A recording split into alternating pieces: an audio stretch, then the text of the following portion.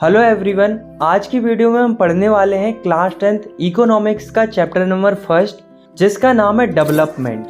हम इस चैप्टर में डेवलपमेंट के बारे में जानेंगे कि डेवलपमेंट क्या होता है, कैसे होता है, इसे कैसे मेज़र किया जाता है और हमारी लाइफ कैसे बेहतर हो सकती है। हम इस चैप्टर के हर एक टॉपिक को अच्छे से विजुअल्स और एनिमेशन की मदद से कंप्लीट करेंगे। तो विदाउट वेस्टिंग योर टाइम चलिए स्टार्ट।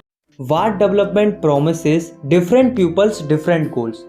सबसे पहले हम बात करते हैं डेवलपमेंट की। डेवलपमेंट का मतलब होता है विकास।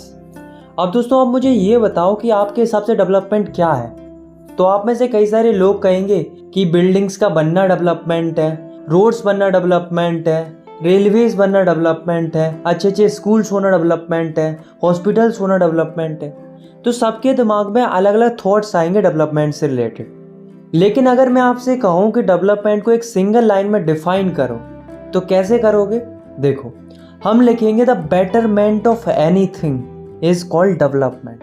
मतलब किसी चीज़ का पहले से बेहतर हो जाना डेवलपमेंट कहलाता है। आए समझ में? अब दोस्तों अलग अलग लोगों के जो डेवलपमेंटल गोल्स होते हैं वे अलग अलग होते हैं। फॉर एग्जाम्पल एक किसान है तो वो क्या चाहता है? वो चाहता है कि उसकी जो फसल है उसका उसे ज़्यादा से ज़्यादा दाम मिले, यानी कि वो उसका डेवलपमेंटल गोल है। सिमिलरली एक मजदूर है तो वो क्या चाहता है? वो चाहता है कि उसे एक दिन की ज़्यादा से ज़्यादा मजदूरी मिले, तो वो उसका डेवलपमेंटल गोल है। जैसे मान लो एक लड़का है, उसे कार चाहिए तो कार उसके लिए एक डेवलपमेंटल गोल है। एक लड़की है, उसे सिंगर बनना है तो सिंगर बनना उसके लिए डेवलपमेंटल गोल है। तो यहाँ से हमें क्या पता चला कि अलग अलग लोगों के जो डेवलपमेंटल गोल्स होते हैं वे अलग अलग होते हैं, यानी कि different pupils can have different developmental goals। लेकिन दोस्तों कई बार ऐसा भी होता है कि जो एक के लिए डेवलपमेंट होता है वो दूसरे के लिए डेवलपमेंट नहीं होता है, बल्कि डिस्ट्रक्टिव भी हो सकता है। फॉर एग्जाम्पल आप चाहते हो कि डैम बन जाए क्योंकि इससे हमें फ़ायदा है, हमें अच्छी इलेक्ट्रिसिटी मिलेगी प्लस अच्छी वाटर सप्लाई भी मिलेगी। लेकिन दोस्तों जो वहाँ की ट्राइबल पॉपुलेशन है उनके लिए ये अच्छा नहीं है, क्योंकि अगर डैम बनता है तो उन्हें तो अपनी पोजीशन छोड़नी पड़ेगी और उन्हें कहीं और शिफ्ट होना पड़ेगा। तो यही मैं आपको बताना चाहता हूँ कि जो एक के लिए डेवलपमेंट होता है वो ज़रूरी नहीं है कि वो दूसरे के लिए भी डेवलपमेंट ही हो, बल्कि नुकसानदायक भी हो सकता है, जैसा कि हमने इस एग्जाम्पल में भी देखा। तो हम लिख सकते हैं what may be development for one may not be development for other, it may be destructive. Next topic है हमारा इनकम एंड अदर गोल्स। दोस्तों आज के समय में सबके अलग अलग गोल्स हैं, लेकिन सब में एक चीज़ कॉमन है, सबको पैसा जरूर चाहिए। एक किसान है, उसको अपनी फसलों का अच्छा दाम चाहिए। एक मजदूर है, उसे एक दिन की ज़्यादा से ज़्यादा मजदूरी चाहिए। एक बिजनेसमैन है तो उसे ज़्यादा से ज़्यादा प्रॉफिट चाहिए। अगर मैं साफ साफ शब्दों में कहूँ तो एवरीबॉडी वांट्स मोर इनकम, या हम कह सकते हैं एवरीबॉडी वांट्स मोर मनी। सबको पैसा जरूर चाहिए। लेकिन दोस्तों ये एक रियलिटी है कि पैसा ही सब कुछ नहीं होता। ऐसा मैं क्यों कह रहा हूँ, इसके पीछे रीज़न है। देखो, इस दुनिया में दो तरह के गोल्स होते हैं। एक होते हैं मटेरियलिस्टिक गोल्स, जिन्हें हम पैसों से खरीद सकते हैं, जैसे कि घर, कार, क्लॉथ्स, फ्रिज।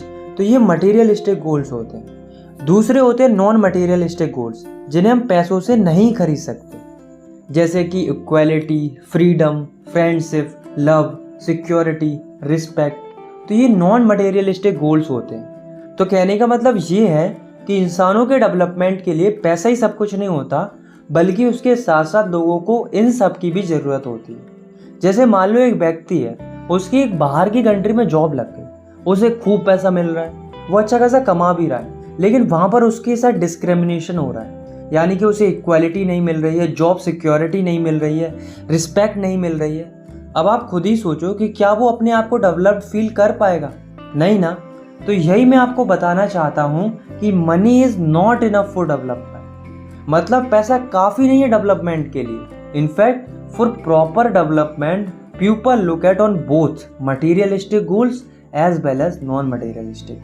मतलब अगर प्रॉपर डेवलपमेंट करना है तो इंसानों को दोनों को देखना पड़ेगा, मटेरियलिस्टिक गोल्स को भी और नॉन मटेरियलिस्टिक गोल्स को। आए समझ में? और आपने एक और चीज़ नोटिस की कि जो हमारा टॉपिक था इनकम एंड अदर गोल्स, वो भी हमें यही बताना चाह रहा है कि इनकम तो ज़रूरी है ही, लेकिन उसके साथ साथ अदर गोल्स भी ज़रूरी होते हैं। नेशनल डेवलपमेंट, दोस्तों अभी तक हमने जो पढ़ा वो पर्टिकुलर एक व्यक्ति के लिए था।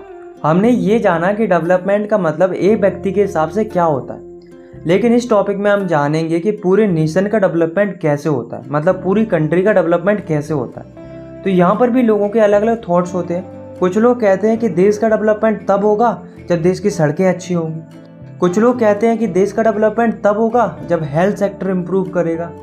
कुछ लोग कहते हैं कि देश का डेवलपमेंट तब होगा जब एजुकेशन सिस्टम इम्प्रूव करेगा।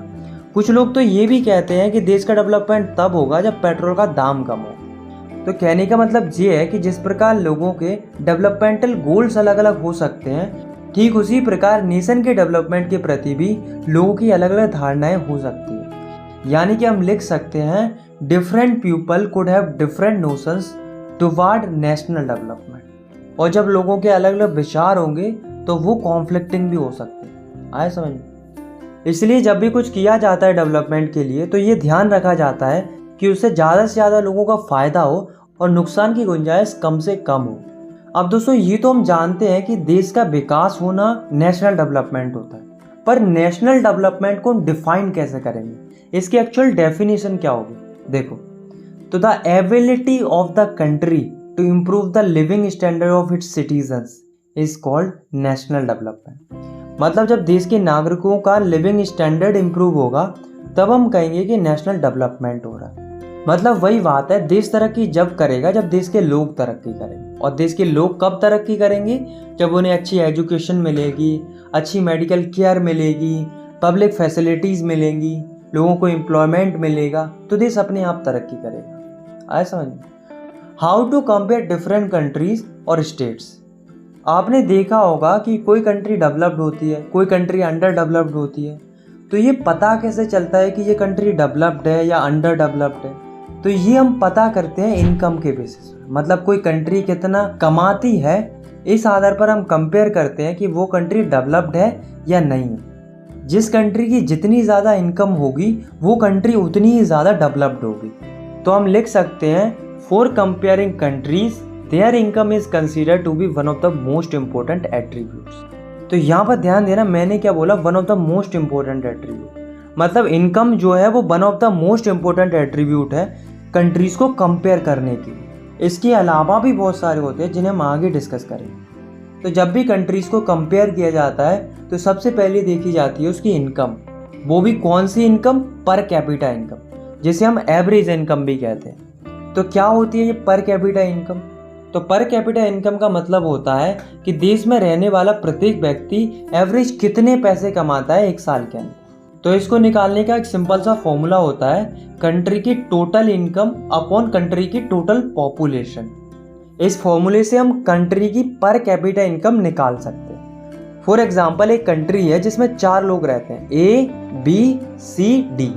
ए 3 रुपये कमाता है, बी 7 रुपये कमाता है, सी 2 रुपये कमाता है और डी 4 रुपये कमाता है। अब आपको इस कंट्री की पर कैपिटा इनकम निकालनी, तो कैसे निकालेंगे? तो आप फॉर्मूले को देखो, तो फॉर्मूले के हिसाब से सबसे ऊपर आएगी टोटल इनकम, कंट्री की टोटल इनकम, जो कि कितनी है सबको ऐड कर देंगे, कितनी आ जाएगी? 16 आ जाएगी। यानी कि टोटल इनकम आ गई 16। नीचे आएगी टोटल पॉपुलेशन, कितने लोग हैं? 4 लोग हैं। तो डिवाइड करेंगे, कितना आंसर आ जाएगा? 4 आ जाएगा। यानी कि इस कंट्री की पर कैपिटा इनकम आ गई 4। आए समझ में कि पर कैपिटा इनकम क्या होती है और उसे कैसे निकालते हैं। अब आते हैं मुद्दे की बात पर, ये पता कैसे करते हैं। तो होता क्या है कि जो वर्ल्ड बैंक होता है वो एक रिपोर्ट जारी करता है जिसका नाम है वर्ल्ड डेवलपमेंट रिपोर्ट। तो 2017 की वर्ल्ड डेवलपमेंट रिपोर्ट के अनुसार वर्ल्ड बैंक ये कहता है कि जिन कंट्रीज की per capita income $12,056 per annum या उससे ज़्यादा है तो वे कंट्रीज रिच कहलाएंगी, और जिन कंट्रीज की पर कैपिटा इनकम $955 या उससे कम है तो वे कंट्रीज पुअर कहलाएंगी। अगर हम अपनी इंडिया की बात करें तो इंडिया की पर कैपिटा इनकम है $1820 पर एनम। तो इस हिसाब से हमारी India low middle income countries की कैटेगरी में आती है। यानी कि इंडिया मिडिल और पुअर कंट्रीज के बीच में लाई करती है। आए समझ में? तो वर्ल्ड बैंक के हिसाब से जितनी भी रिच कंट्रीज होती हैं वे जनरली डेवलप्ड कंट्रीज कहलाती हैं, middle east and certain other small countries को छोड़कर। ऐसा क्यों? ऐसा इसलिए क्योंकि केवल इनकम ही डेवलपमेंट को डिफाइन नहीं करती है, अकेले इनकम से ही काम नहीं चलता है। बल्कि इनकम के अलावा भी बहुत सारे क्राइटेरिया होते हैं, जैसे कि freedom, security, health, education, equality, इन सब पर भी नेशनल डेवलपमेंट डिपेंड करता है। आए समझ में? इसी कंसेप्ट को और अच्छे से समझने के लिए हम पढ़ते हैं इस टॉपिक को, जिसका नाम है इनकम एंड अदर क्राइटेरिया। मतलब इनकम के अलावा और कौन कौन से क्राइटेरिया होते हैं। तो इसे हम समझते हैं कुछ स्टेट्स के एग्जाम्पल से, जो कि हैं हरियाणा, केरला एंड बिहार। तो सबसे पहले हम देखते हैं इनकी पर कैपिटा इनकम। तो हरियाणा की जो पर कैपिटा इनकम है वो है 1,80,174 रुपीज़। सिमिलरली केरला की पर कैपिटा इनकम है 1,63,475 रुपीज़ एंड बिहार की पर कैपिटा इनकम है 34,409 रुपीज़। तो यहाँ पर किसकी सबसे ज़्यादा पर कैपिटा इनकम है? हरियाणा की। यानी कि अगर हमने केवल इनकम के बेसिस पर कंपेयर किया तो यहाँ पर हमें क्या लगेगा कि हरियाणा डेवलप्ड है।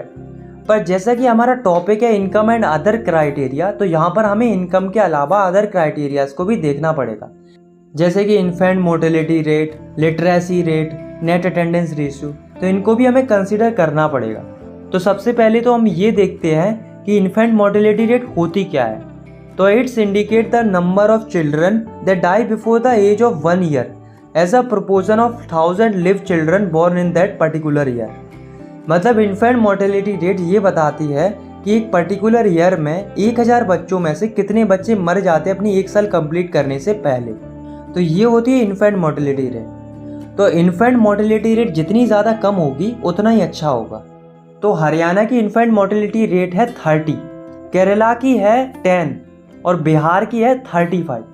तो यहाँ पर इन्फेंट मोर्टेलिटी रेट किसकी कम है? केरला की। तो इसका मतलब क्या है कि केरला इस फील्ड में इन दोनों से आगे है। अब देखते हैं लिटरेसी रेट को। तो लिटरेसी रेट का मतलब होता है the proportion of literate people in 7 and above as group. मतलब 7 या उससे ज़्यादा एज ग्रुप के कितने लोग पढ़े लिखे हैं। तो हरियाणा में लिटरेसी रेट है 82, मतलब 82% लोग पढ़े लिखे हैं। केरला की लिटरेसी रेट है 94, यानी कि 94% लोग पढ़े लिखे हैं केरला के।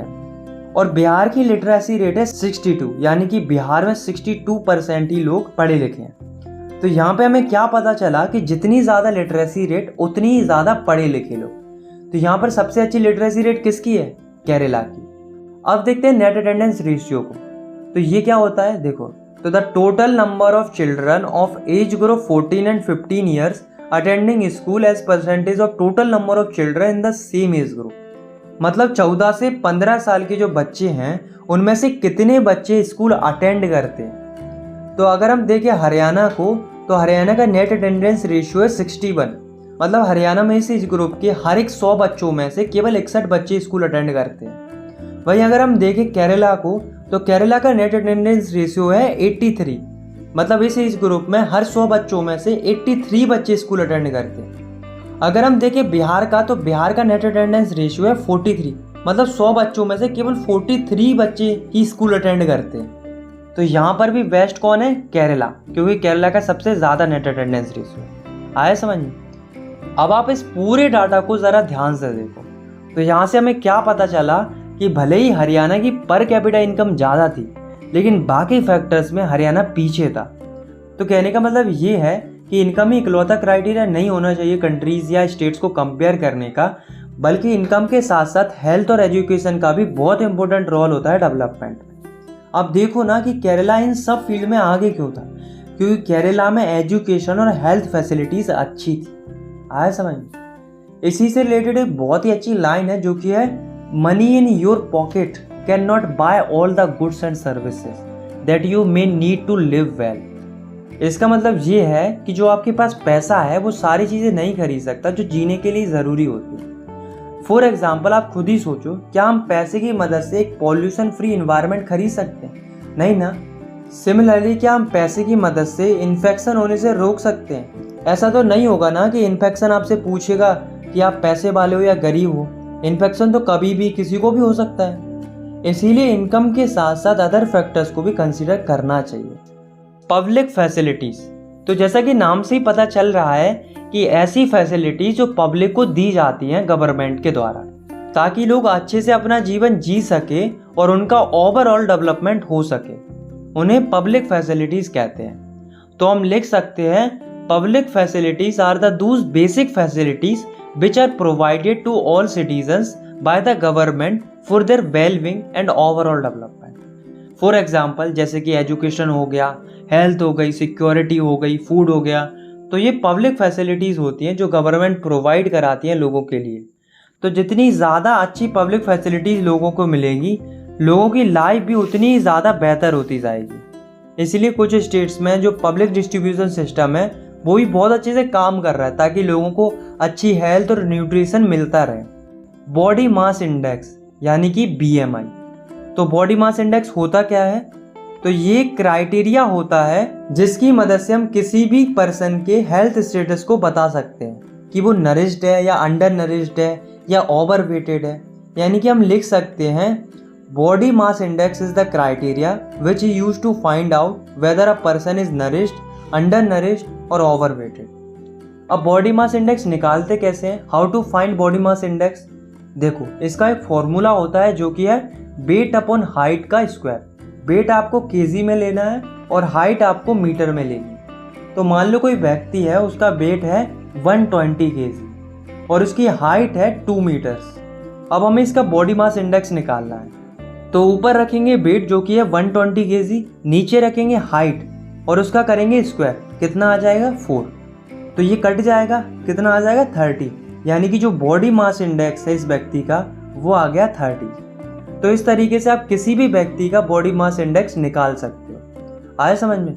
तो जिस किसी भी व्यक्ति का बॉडी मास इंडेक्स 18 से कम होता है तो वो कुपोषित होता है, यानी कि अंडर नरिश्ड रहता है। और जिसका बॉडी मास इंडेक्स 25 से ज़्यादा होता है वो ओवरवेटेड रहता है। और जिसका बॉडी मास इंडेक्स 18 से 25 के बीच में रहता है वो होता है फिट, यानी कि नरिश्ड। तो इस हिसाब से ये जो व्यक्ति है वो ओवरवेटेड है क्योंकि इसका बॉडी मास इंडेक्स 25 से ज़्यादा है। आया समझ में कि बॉडी मास इंडेक्स क्या होता है और इसे कैसे निकालते हैं। अब दोस्तों एक ऑर्गेनाइजेशन है जिसका नाम है UNDP, यानी कि यूनाइटेड नेशन डेवलपमेंट प्रोग्राम। तो ये क्या करता है? ये एक रिपोर्ट जारी करता है जिसका नाम है ह्यूमन डेवलपमेंट रिपोर्ट। तो ये ह्यूमन डेवलपमेंट रिपोर्ट है क्या? चलिए जानते हैं। तो जैसा कि हमने देखा था कि जो वर्ल्ड बैंक था वो कंट्रीज को कंपेयर करता था इनकम के बेसिस पर, और फिर इनकम के बेसिस पर ही कंक्लूड करता था कौन सी कंट्री डेवलप्ड है और कौन सी कंट्री डेवलप्ड नहीं है। ठीक उसी तरह से जो ह्यूमन डेवलपमेंट रिपोर्ट है वो भी कंट्रीज को कंपेयर करती है, पर ये इनकम के साथ साथ एजुकेशन और हेल्थ को भी कंसीडर करती है और एक ह्यूमन डेवलपमेंट इंडेक्स तैयार करती है जिससे कंट्रीज को रैंक किया जाता है on the basis of their development. तो इसी से रिलेटेड आप इस डाटा को देख सकते हो जिसमें अलग अलग कंट्रीज को कंपेयर किया गया है on the basis of income, life expectancy and schooling. और इसमें ये लास्ट में दी गई है ह्यूमन डेवलपमेंट इंडेक्स की रैंकिंग, मतलब डेवलपमेंट के आधार पर कौन सी कंट्री किस रैंक पर आती है ये यहाँ पर दिया हुआ है। तो अगर हम इंडिया को देखें तो according to human development report of 2019 India पूरे वर्ल्ड में 131th रैंक पर आती है डेवलपमेंट के बेसिस पर। India occupies 131st rank in world on the basis of development. आया समझ में? Sustainability of development. दोस्तों आज के समय में क्या हो रहा है कि जो लोग हैं वे डेवलपमेंट के पीछे इस कदर भाग रहे हैं कि वे ये नहीं सोच रहे हैं कि इससे हमें फ्यूचर में नुकसान भी भुगतने पड़ सकते हैं। लोग डेवलपमेंट के लिए वाटर का ओवर यूज़ कर रहे हैं जिस वजह से वाटर लेवल डिक्रीज हो रहा है, पॉल्यूशन क्रिएट कर रहे हैं, पेड़ काट रहे हैं, क्रूड ऑयल का ओवर यूज़ कर रहे हैं। अब आप खुद ही सोचो कि ऐसा डेवलपमेंट क्या मतलब का जिससे हमारा इन्वायरमेंट डैमेज हो रहा हो। दोस्तों किसी रिपोर्ट में ये बताया गया है कि अगर लोग इसी रेट से क्रूड ऑयल का इस्तेमाल करते रहे तो आने वाले लगभग 50-60 सालों में रिजर्व क्रूड ऑयल ख़त्म हो जाएगा। तो जो सस्टेनेबिलिटी ऑफ डेवलपमेंट का जो कंसेप्ट है वो भी यही बताता है कि डेवलपमेंट करो पर इस तरीके से करो कि जो हमारा इन्वायरमेंट है वो डैमेज ना हो और जो फ्यूचर जनरेशन है उनकी नीड्स के साथ भी कॉम्प्रोमाइज़ ना हो, ताकि फ्यूचर में भी सस्टेनेबिलिटी बनी रहे। तो यहाँ पर हमारा जो चैप्टर है वो ख़त्म होता है। आई होप आपको ये वीडियो पसंद आई होगी। अगर आपको ये वीडियो पसंद आई तो आप इस वीडियो को लाइक कर सकते हो और चाहो तो आप इस चैनल को सब्सक्राइब